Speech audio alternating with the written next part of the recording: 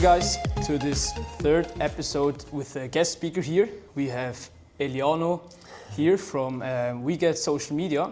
He's a social media agency owner.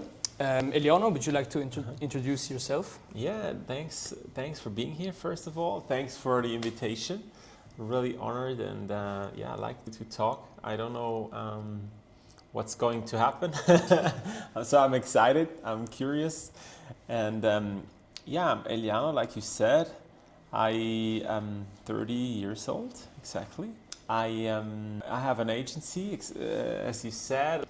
Since 7 years I started, and my grandparents were Italian. That's also something I like to tell when people ask me to introduce myself. What is also really important, I'm a Christian.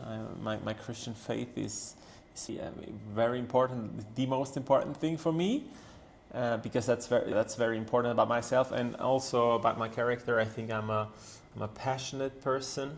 I'm a dedicated person to my work also. I'm very career focused as I have my own company, and I love to cook, to eat, of course. Even though I'm very proud to be a Swiss citizen and a Swiss, I also love Italian vibes and the food and the aesthetics. So that's what about me. Yeah. Thank you for that. Then we'll start now. Just for you guys to know, we try something new here. I haven't told him the questions I will ask him today, but we'll see. We're curious. The first question is, what did your journey look like up until now, and how did you get into social media and business in general? Okay, so I was in high school, and I went to the gymnasium in Basel, actually. And then my parents always told me, you would be a good lawyer. And I first thought, no, I don't want to be a lawyer. And then I knew where that came from, because they really saw my talent in really always having an answer to everything. Not always a good answer, but I always had an answer for everything. And so I started law school. And then during my studies, I became more, I didn't see the vision of being a lawyer. And then also my parents at the same time told me, hey, you have to work to finance your own life in Zurich. So I started to work. And my friends, they were like photographers, and I thought, let's be a photographer as well. And I was always on Instagram during studying, because that was the only thing I could do. Like I was doing this posting, because this was like my thing. And then in church, actually, I was called, or they asked me to serve on the social media team. Right. And back in the days, that was really a new thing. Nobody was in that team. I was the only person, or like one or two others were there. And then that's how I got into social media on a more professional side, because this church that I did that was very professional in how they did social media, very cool, and I had a lot of freedoms. So I started to use social media as a business tool. And then I thought, that's a thing I can sell, and I can, or find a job in this area. So I started to get myself into jobs for social media, and I applied to some jobs, didn't get those jobs, but then I had a lucky punch. I think it was a miracle. I wrote to a pizzeria in Basel and asked them, hey, can I manage your social media? And then they said, yeah, sure, you're hired. This seems like your dream, and you were really passionate, and that was like my first step. And then from that came other jobs, and then I had a corporate job as well, but I always had the urge to have my own company. So I quit the corporate job that I got after all of this. always kept my company, and then I started full time with the agency. And then the struggles began. It was really hard first, and then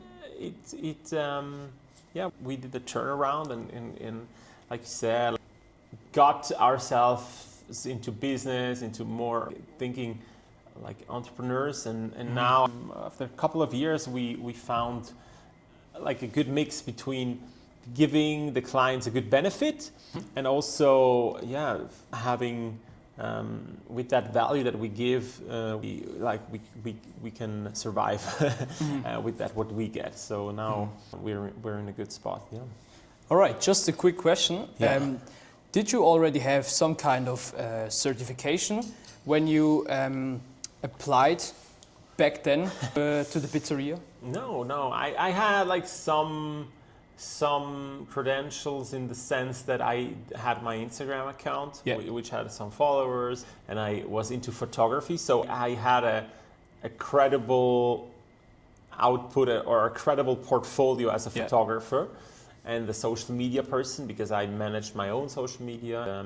So that was, but no official certification, of course. And nothing professional like, so it's just something you built yourself? Yeah, I would say so. My law school degree, I didn't have a degree, so I was just a random dude from You quitted law school, right? I quit law school because I got offered this corporate job as a marketing manager. And then I thought, well, I am a marketing manager now, and so why do I need finish my studies? That was my thinking. I would always advocate to finish when you're doing an education. It's very important to finish it, but in my case it was really chaotic. And I thought, well, I already have my corporate goal, so I don't need the degree. But it would make sense to finish it if I want to focus more on this career, on this corporate career, because when you don't have at least a bachelor degree, it's really hard, I think. At least to have the paper is worth it. And it also shows the character, right? So that you can finish stuff. So I would suggest, I should have done that, but having your own company, nobody cares if you have the degree or not. Thank you. Then we'll continue to the next question. What exactly does your agency do today, and what do you enjoy most about the industry you work in? So I enjoy most that we can be very creative, and that our creative ideas, they serve others well and their business, and we can have an impact on a business, like on a Swiss brand. What we do has an impact on their success. That's so nice. That's so cool. So we don't just have great ideas or are funny. We can actually influence people to buy a service, to buy a product of this company. That fascinates me. Also to be like in this world with marketing managers, with social media managers, having those client relationships that fills me with a lot of joy, and that we get to have this amazing job that we can just be creative, be funny, and have a value for the clients. I love that most, and that's also a little bit the answer what we do. And we do social media management and video content creation, paid ads management for brands, Swiss brands that want to be relevant on social media. They want to have an account that is relevant. What is relevance? Relevance is when people see it, when people are reached on that account. If you are also you create something on your own, and the account lives and is like sets the tone in this field. I think that's relevance. Have you always been a creative person? I thought about that. I never thought of myself as being super creative, but I think I really am creative. And when I look back, I think I have several talents, and I have to say, yeah, I was always creative in a way, like photography, composition, yeah. So I think so. That's always something that I had, and I realized this in the last months even more, that I think I'm really creative. Interesting. Yeah, also chaotic, but sometimes that goes hand in hand. What I'm interested about is what do you think most people misunderstand about social media and building an online brand or building a social media agency specifically? I don't know what people misunderstand about social media. I think it changes every month, every day. So I would say if people think, yeah, social media is a phenomenon that is now big and will go away, I don't think that. I think, but I don't know if that is a big misconception. Or yeah, I think in a way it's still the same. In the beginning, you just have to put yourself out there, or put a brand out there, and be consistent, be creative, be innovative. So yeah, that's I think what I would say. And the other parts of the question you have to repeat. It was, I think you've already answered it. What people do misunderstand about social media and building an agency or social media agency. Building an agency is hard. I think in Switzerland everything takes time. Even that's what I learned in law school. Like the laws, if you want to change a law, it takes so much time in Switzerland, or sometimes they don't even get changed because it takes so much time, and then after 10 years you're like, yeah, we don't need this law anymore. Or it's a big Swiss quality. People and businesses are very faithful, or I have learned to see the positive side of it, because you always have to see the positive side of it. I learned this at my corporate job where I was a marketing manager. My boss sometimes told me, yeah, we don't change the service partner only if it has a really, really good reason, but we want to build relationships, because these relationships are valuable. So that's, for us as an agency, we are newcomers.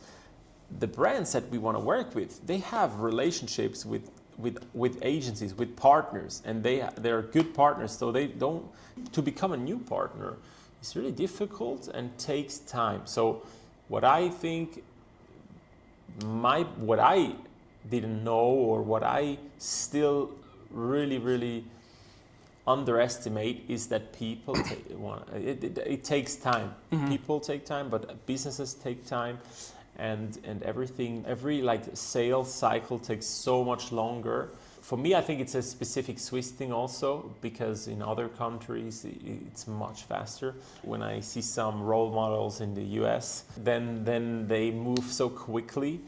But that's also a disadvantage, because when you're at a certain point in our industry, in our country, and in our field, then you really have a position, and then you have good client relationships, and people are faithful. Yeah. So I think just being patient is one of the biggest lessons. And still, being patient means waiting 3, 4, 5, even 6, 7, 8 years. Even sometimes you have to wait for 8 years to become a partner for a certain brand, and that's fine, because you have to think for the long game. So would you say patience and being consistent on social media is almost the most important thing to succeed eventually? Sometimes it's also moving quick. When Reels started, Instagram Reels, that was 5 years ago, 6 years ago maybe now. Yeah.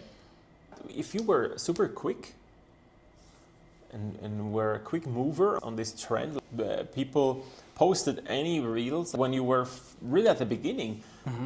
Everything you posted, every reel that was posted had a huge audience instantly, because there were not many reels around. Now you have to compete against so much content.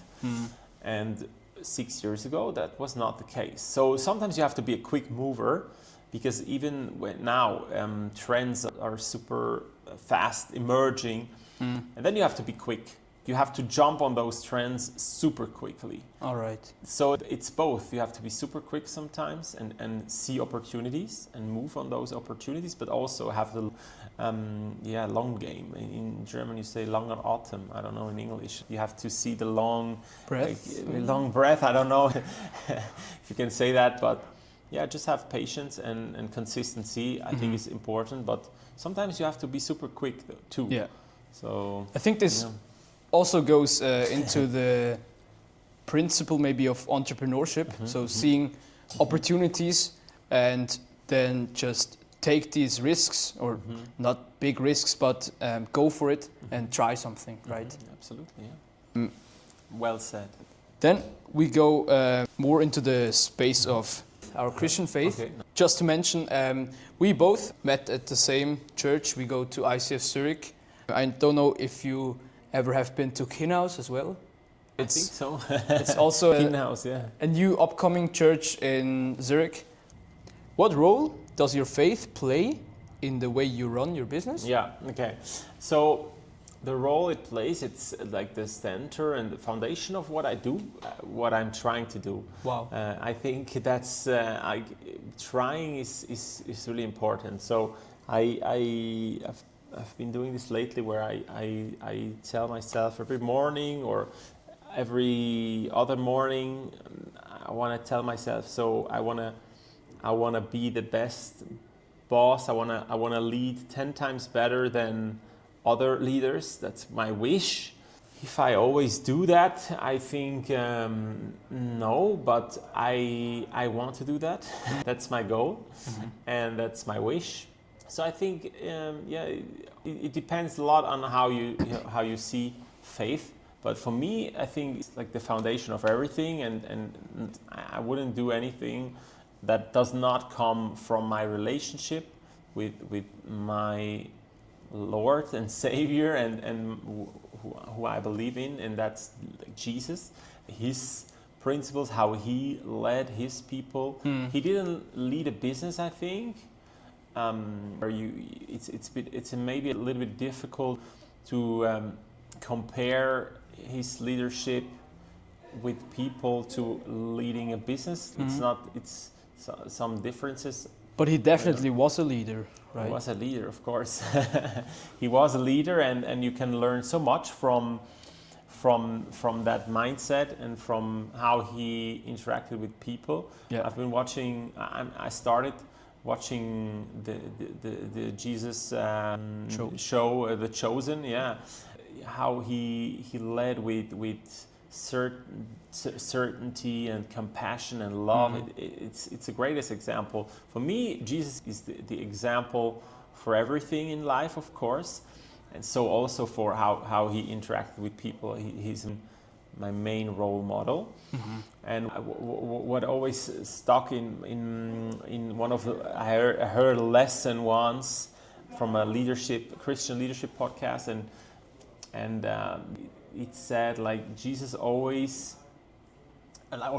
said in the Bible that we are as his disciples are going to do greater things than what he did or what they already saw. So that means, and he did amazing things, right? Of course, yeah. He did amazing miracles if you believe in them. And he said that we will do greater things. And that was like one lesson for how you interact with your employees, that they will do greater things than you. And that's a good mindset. One of the many examples that I really like, to see your employees, they should be better than yourself, and you want to make them better than you, or have this vision, hey, they will do greater things than what I do. So that's a great mindset to not keep the people small, but to wanting them to be greater than you. I think that's, for example, one little example, how my faith inspires my leading. I think what you're describing is something very important, to see the people's talents, the people in your team, and then use what abilities they have, and see that, and then to push them to be bold and courageous, to use that, and so you can even improve in your team. And what you have mentioned before as well, I think this is a specific Bible verse where Jesus says that we will even do greater things.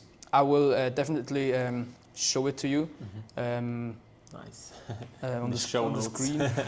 Or even on the screen, yeah. What I wanted to ask you as well is how many employees do you have right at the moment, and what was the highest amount of? Yeah, I think we're around 10 if you count like all the employees that we interact with regularly. But if you count also like the freelancers and the team, the network team that we work closely with, it's like 20 people. Yeah. And I think that was the maximum. I think maybe in total over the years we had like 20 or 30. And at one point I think we had more employees at one point where we had some apprenticeships or internships. Yeah. More than now. But I would say it's roundabout, and it sometimes it's more, sometimes it's less. Okay. But that's about it. And you're talking about we're, so you are not.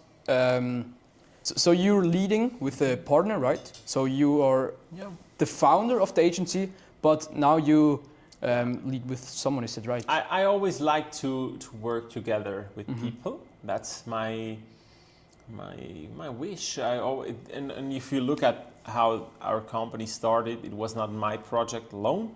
I did this with my best friend, and we always think of our company as a tool for bringing people together. I mean, doing business, that's really important for us, or became more important to us over the years. But we have this vision together. Two are better than one. Together you can achieve more, which is also from the Bible. It's a principle that we really like, and that it started with our friendship. We started the company together. We worked together, but then my business partner and best friend, he had another job as well, and I did this full time. Started to do it full time at one point. And then social media became more video based, so we had to find a videographer. Yeah. And we found a really good videographer, and we made him also partner of our company. Yeah. I'm the CEO of the company, if you can say that, because we're small, but I'm the owner and like the biggest shareholder of the company still, and so that's like our structure, a little insight. And I also wanted to say about, like, you asked me my faith in leading. I always have to say I'm trying, you know. I wouldn't say that I'm the best at it, and I'm always trying. Of course, yeah. And that's a journey, and it's really hard. I think it's a hard question because like in this field, many worlds clash, you know. We have a secular business. We are not a Christian business. It's a secular company. We work in an agency. We work not in a church. We're not a church, or we're not a social organization. We're not a care institute, or I don't know exactly how you say, charity. You know, we're not a charity. So I think and this is personally difficult for me, and I'm learning, and I'm growing, and I'm still learning, and I've done many mistakes and still learning. Yeah. I think that's also important, because and that's why I like to have a relationship, you know, with God. That's amazing. He can if you fail, he says, let's do it better next time. And for me, it's like it's this father relationship that always sees something better in you and wants to do it with you, and that's what that was really important for me to say. I'm trying. I wouldn't say I found I have it all. Thank you for sharing. I think everyone does mistakes every day. We are people. We're not perfect. We believe that Jesus Christ was the only one who lived a sinless life and without any mistakes. Which is crazy. Yeah, so yeah, I think me as well, I do mistakes every day. And so the privilege we have is we can always go back to God and repent and ask Him for wisdom and so on. Yeah, then we'll continue. Have there been moments in your journey where you clearly felt God's guidance or provision? Yes, I mean, financially it was really tough. The first years, because I thought, I want to invest in this company. I didn't take any money from the company as a salary, for actually, I think it was 2 years, because I thought that I really believed in it, and that was really hard because I had some money left from my corporate job, but still at some point it got really, really tough. And this was I remember, like, I think this was 2 years ago.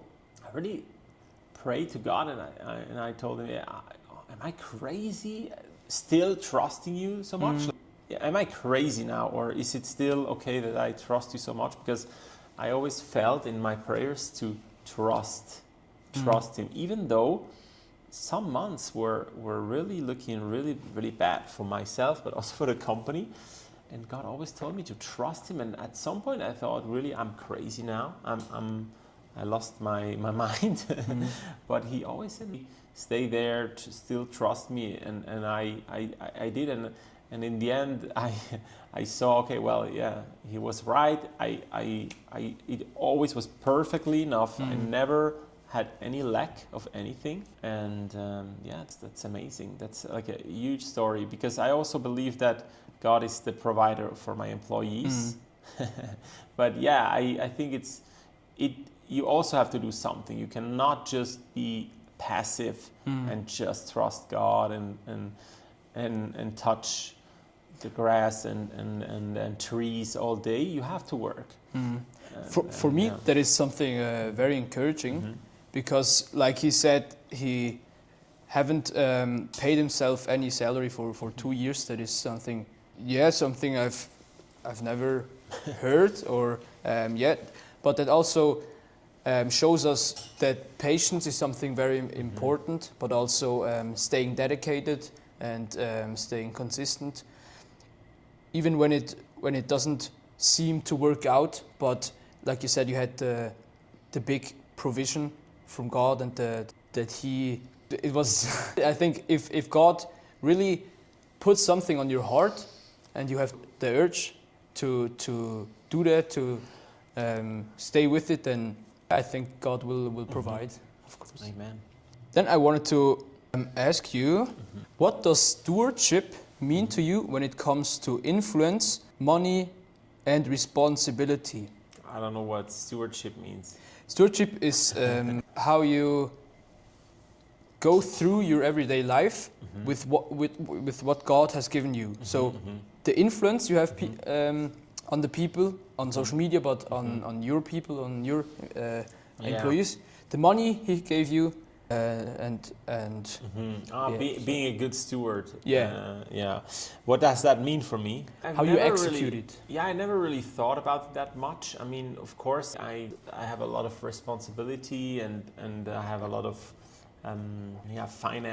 financial resources now that I want to be careful with. But I never really thought about that specifically. I think for the company, it means, like, the first priority are our clients in our job, because we want to serve them, and so everything has to serve that purpose. We're a service provider, so everything that we do we have to think, how can this be turned into a profit for our clients, because that's my responsibility, and I now always think about that responsibility. Or with my employees, we are sometimes like their we are their provider for their finances, so it means that I also have to decide what is the best for the health of our company to sustain that in the future. And for myself, I think it comes down to having a personal relationship and to always listen to what God wants you to do with the money, with the finances, finding that out in a personal prayer. I think that these are my thoughts, my limited thoughts to that question. Yeah. I think. Tell me a bit about that. Yeah. When you have the responsibility to lead others' companies' social media, I think this is it's a big responsibility, right? Yeah. So not like some of the clients that we work with, they manage their whole security infrastructure from other companies. You know, like we have one client, they are responsible for the whole security of larger businesses, you know. So I think a big responsibility. Social media, yes, of course, but compared to what matters really in the world, it's not that big of a responsibility in a way. do you have a specific principle you take care of, or you look at when you take responsibility at your job? Yeah, maybe now that you ask me, I thought about this.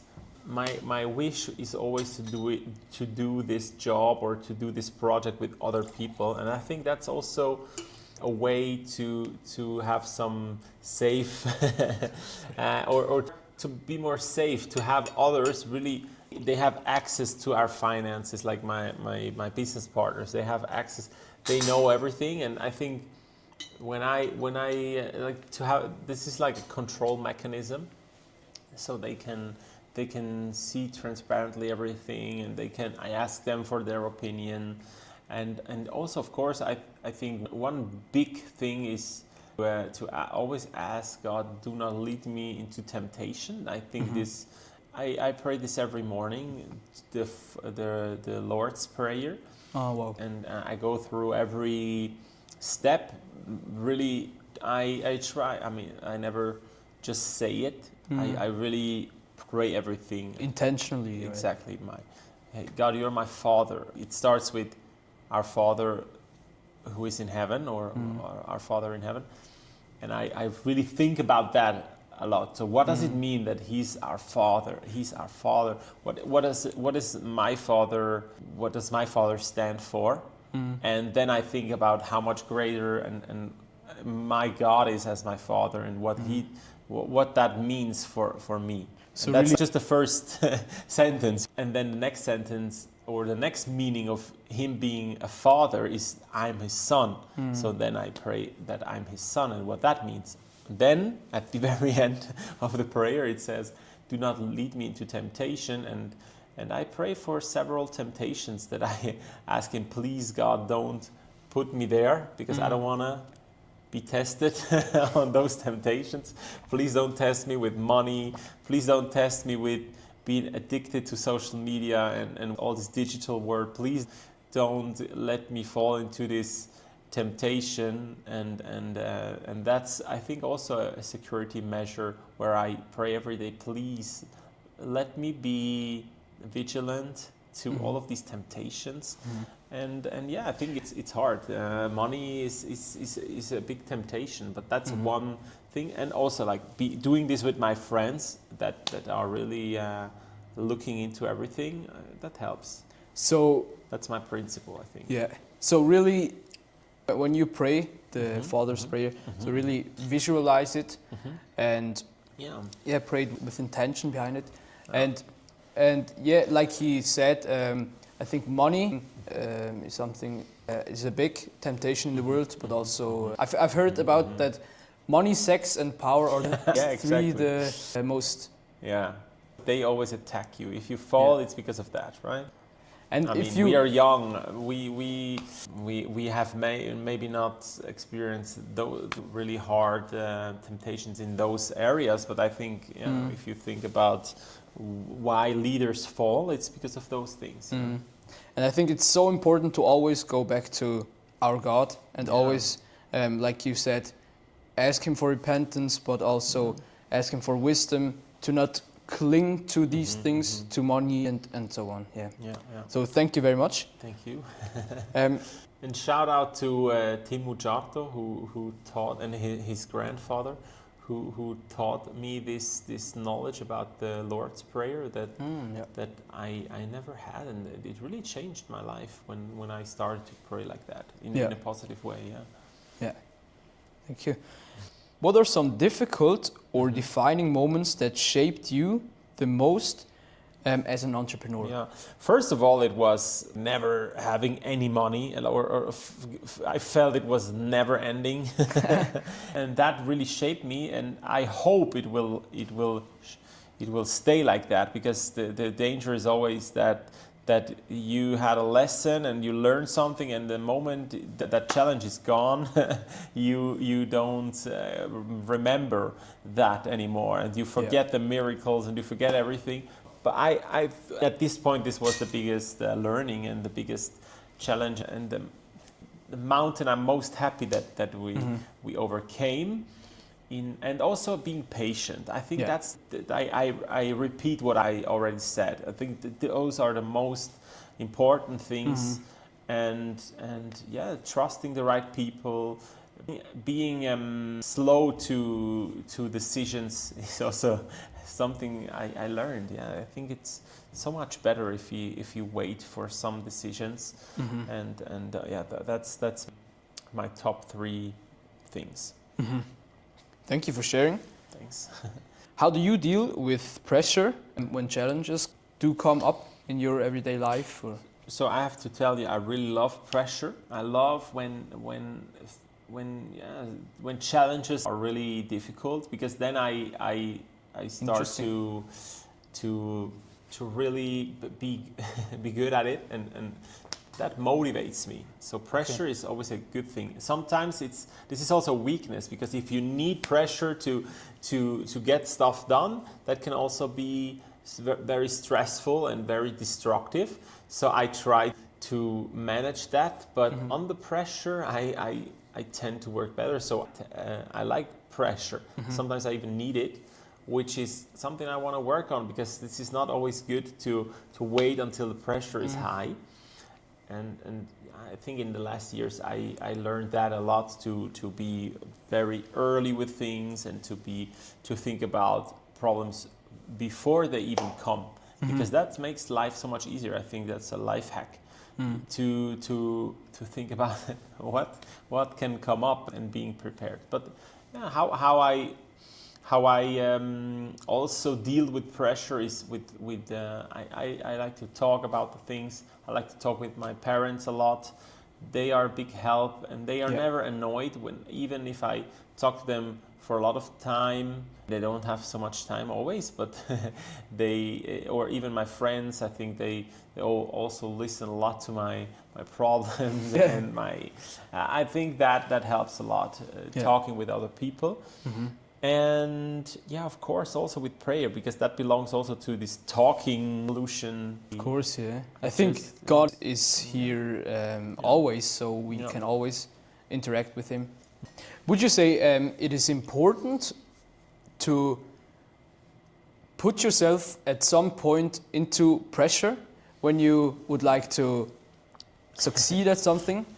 I've heard a man I'm watching on YouTube, sometimes he has told me, or has told his community, to put yourself in a situation early where you have pressure. So maybe you leave the country and start to live at your own, or you move to a bigger city, or just start something that you have enough on your back to work. I mean, that goes to this topic, going out of your comfort zone. I think that makes sense many times, but I'm not sure about pressure. Of course, pressure is important, but I also would focus a lot on the relationships, because I think that's a biblical view to this topic. Like iron sharpens iron, and I have experienced that a lot, and I sometimes really seek that, to be in relationships and to to get better at stuff, to really make your character better and stronger. So I'm not sure if I would advocate to find challenges and go to another city or getting yourself into pressure. I think a lot of times the real things that make you better and that really shape you, sharpen you, are other people. So that's my way to go out of my comfort zone. Maybe. But of course, I also moved to another city. I started a new company. I went to places where I didn't know anyone and had to find my path. So in a way, I also did that, and that was really helpful and beneficial to my development. And so I see also those elements that you mentioned, which which I benefited from. I think I have to think about that more. So there are only 2 questions left. Something I'm curious about is what's the bigger vision behind the agency and everything you're building?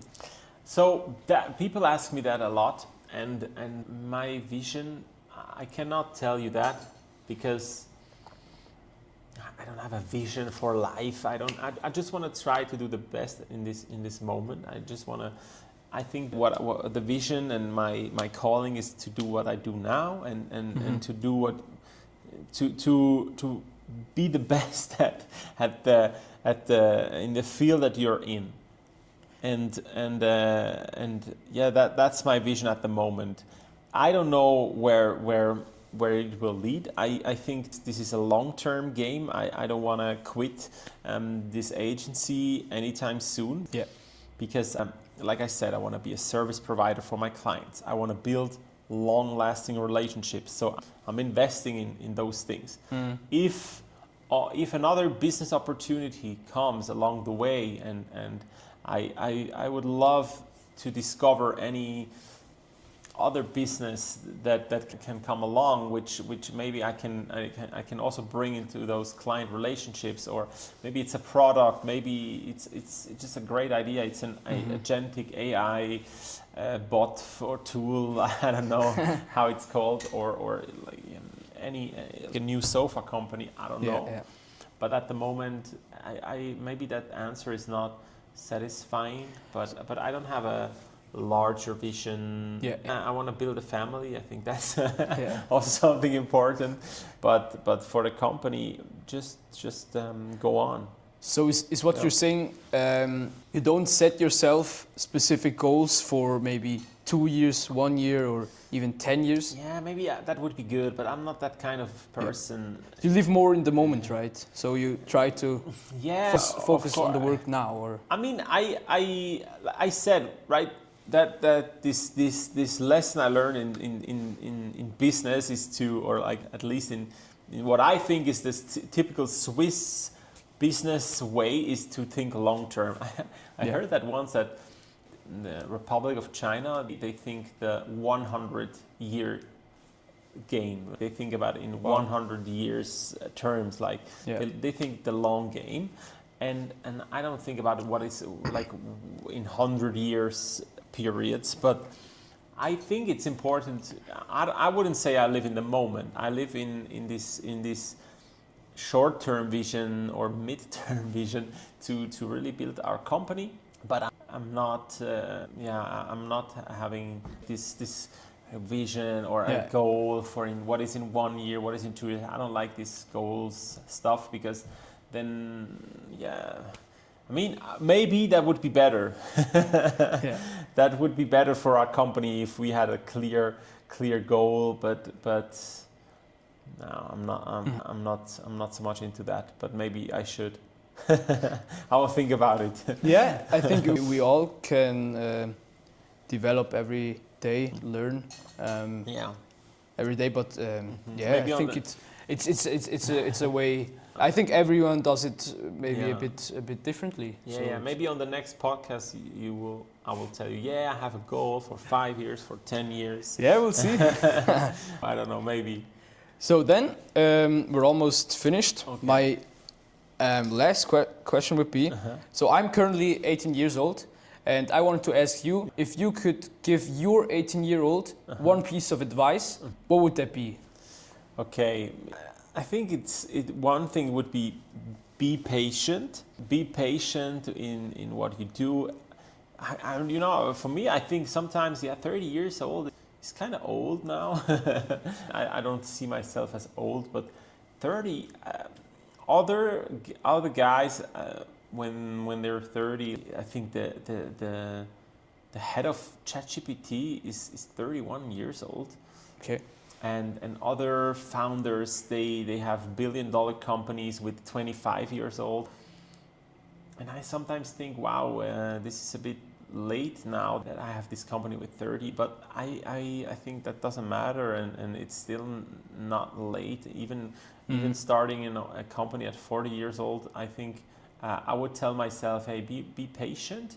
Trust God in everything. And I would tell myself probably, invest more into the relationship with God sooner, because I think I didn't think of it that much, and I think that those things, be patient. You don't have to rush anything. Stay consistent and just trust God. And the second thing is, God is the most important thing. Everything you do should honor Him. I would tell me that. Yeah. Wow, it's a great answer. Thank you for that. Something it came up in my mind. What interests me personally. If you want to share it, you can. Yeah, sure. Decide as yourself. How are you personally invested? So when we talk about money, are you specifically invested in some other companies? Is your company the only thing? Do you invest maybe in other assets? Yeah. So as I told you in this podcast, I didn't earn much money in the last years. So that made investing really hard. So for the Swiss audience, it's very important to where I'm invested is in my dritte Säule, Säule 3A. That's if you have American audiences is the 401k, just to invest in your I don't know, Altersvorsorge, I don't know how to say that in English. Pension fund, something like that. I think it's not the same. For your pension? Yeah, I think it's something else. But that's very important, because this is tax deducted, and you can deduct it from your taxes when you do that. And that's a really good investment. So that's the first thing. Then, ETFs, some stocks, gold and silver and crypto. I think Bitcoin is also something that I believe in, or I don't know if I believe in, but I think that's an investment that, I will keep on doing. Yeah. So you definitely diversify, and also, I would also look into a real estate. I think all of these things are interesting and important to invest. I think it's important to invest, at least, like that.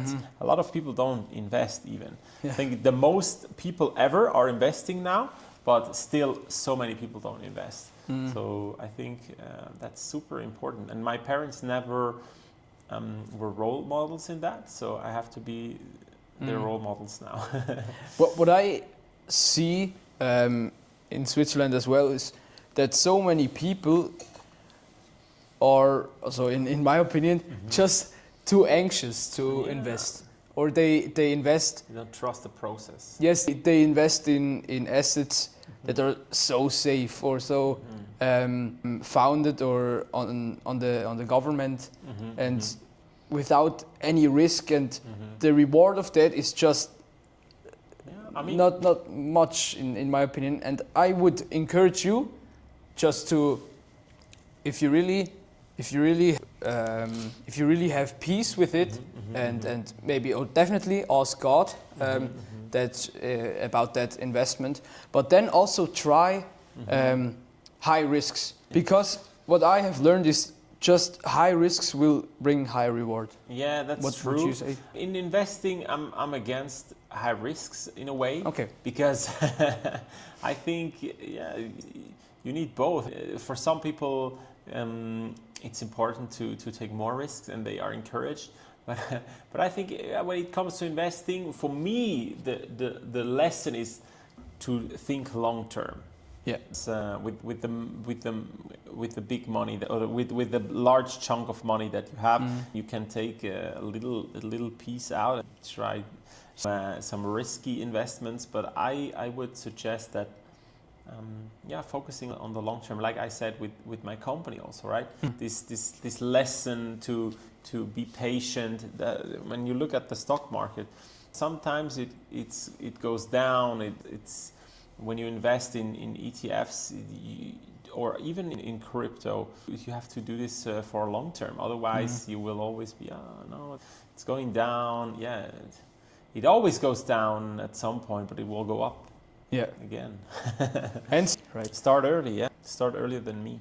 So yeah, we're now at the end of this podcast. I think we have recorded around about 1 hour. Nice. So I thank you very much for your time, for your knowledge that you shared with us, your wisdom even. And thanks. Yeah, I really like the questions. Then I will definitely.